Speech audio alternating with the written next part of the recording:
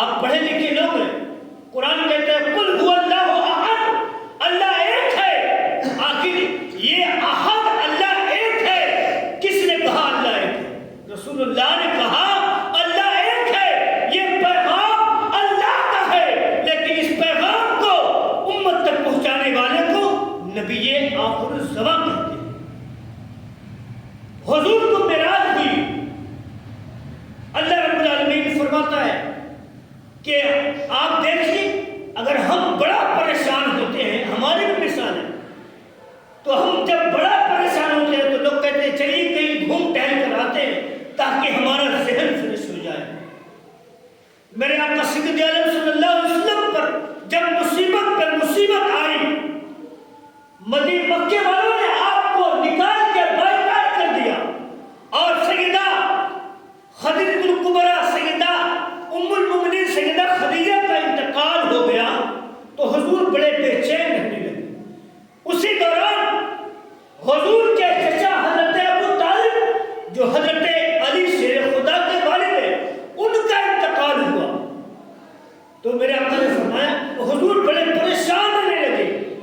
تو یہ پریشانی اللہ کو زیبا نہ دی، اللہ فرماتا ہے حبیب چلیے آپ کو سیر کراتے ہیں، اور سیر کیسی؟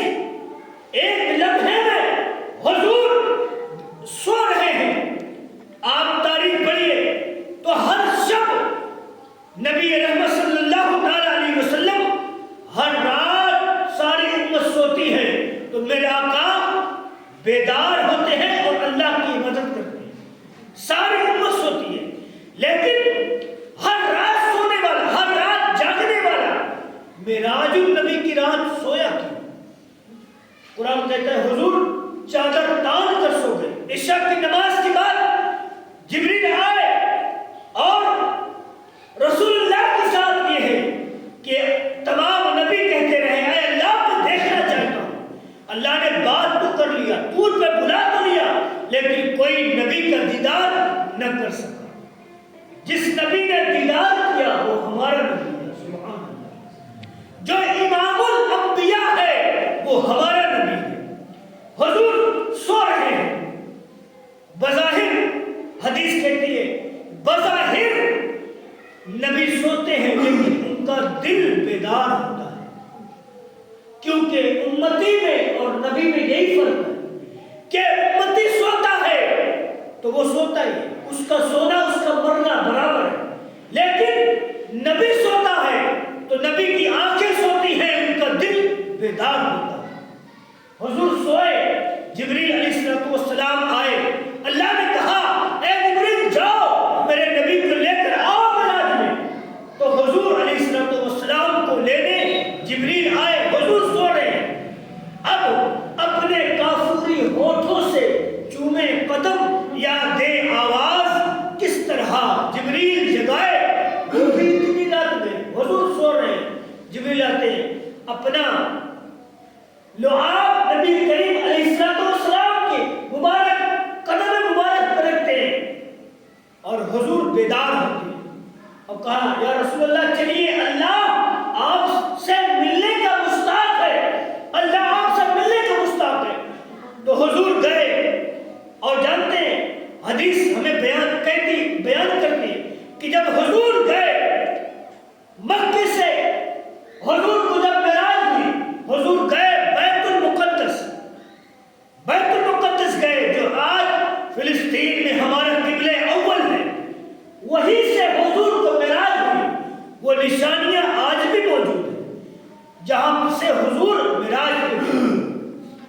پھر کیا ہوا؟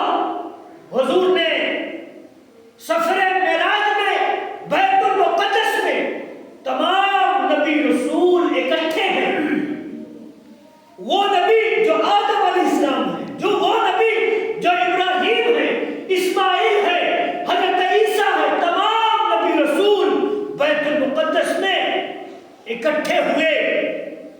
آپ بتائیے یہ ہو سکتا ہے کہ نہیں؟ اللہ چاہے تو ہو سکتا ہے، اللہ چاہے تو ہو سکتا ہے۔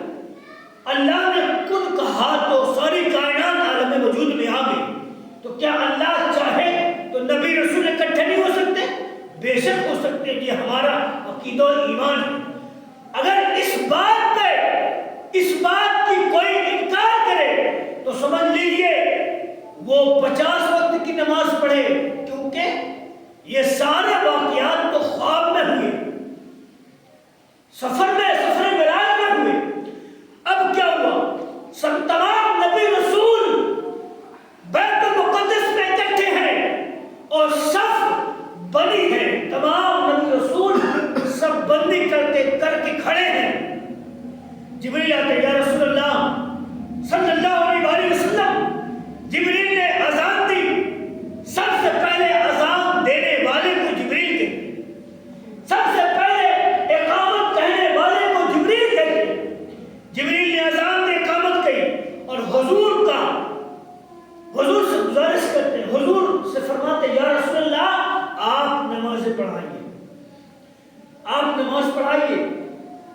آپ بتائیے، ابھی ہم میں اتنے لوگ بیٹھے ہیں، شریعت کیا کہتی ہے؟ شریعت کہتی ہے جو تم میں سب سے زیادہ شریعت کا ماننے والا اور جو شریعت کا پابند ہو، جو سب سے زیادہ ہو، وہی نماز پڑھائے۔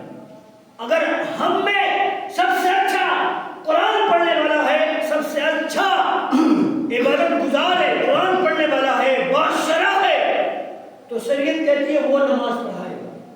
اب اس سفر معراج میں سب بندی ہوئی، حضرت آدم سے لے کر حضرت عیسیٰ تک 2,24,000 انبیاء کی جماعت پیچھے کھڑی ہے۔ نہ اس نمازی کا کوئی مثال ہے، نہ اس امام کا کوئی مثال ہے، نہ اذان دینے والے کی کوئی مثال ہے، نہ نماز پڑھنے والے کی مثال ہے، کیونکہ اذان دینے والے جبریل ہیں، نماز پڑھنے والے انبیاء کی جماعت ہے، اور جو امام الانبیاء ہے وہ ہمارا نبی ہے۔ سبحان اللہ، سبحان اللہ۔ جو نبیوں کی امامت کرے وہ ہمارا نبی ہے۔